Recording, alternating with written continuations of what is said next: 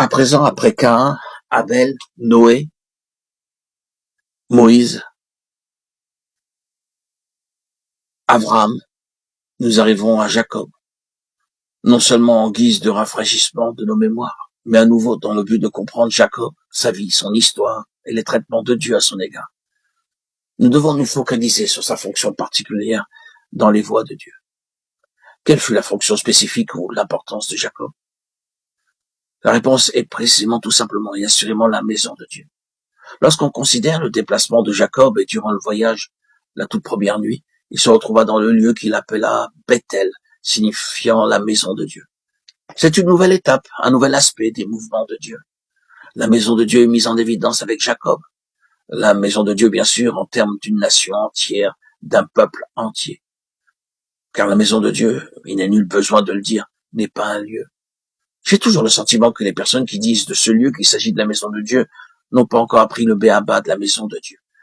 Ils disent venir dans la maison de Dieu en se référant à un certain lieu où nous nous rencontrons. Eh bien, cela pourrait s'avérer être un lieu où nous trouvons le Seigneur, et dans un sens, la maison de Dieu. Mais nous sommes très confus dans notre terminologie. Ce système de choses qui a vu le jour est complètement dans la confusion quant à son langage. La maison de Dieu n'est aucunement une construction. La maison de Dieu est un peuple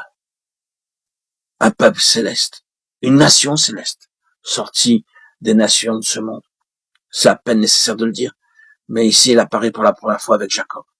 Vous vous souvenez probablement d'un court fragment, ce sujet qui se trouve dans le livre de Ruth, au moment où l'on bénissait Ruth.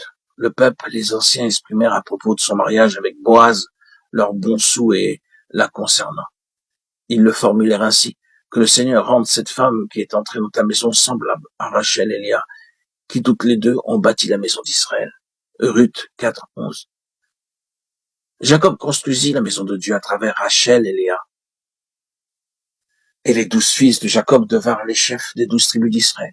À travers eux, toute la nation a vu le jour. Et en eux, la nation est représentée. Et si nous voulons ajouter quelque chose de supplémentaire pour confirmer cette fonction de Jacob, souvenez-vous comment ces deux noms subsistent au-dessus de la nation encore et encore, spécialement dans les prophètes. La maison de Jacob, c'est-à-dire Israël, la nation entière. La maison d'Israël, c'est la même nation.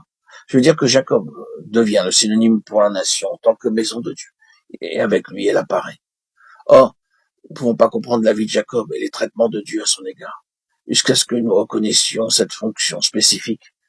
Et sa fonction est d'introduire la maison spirituelle de Dieu.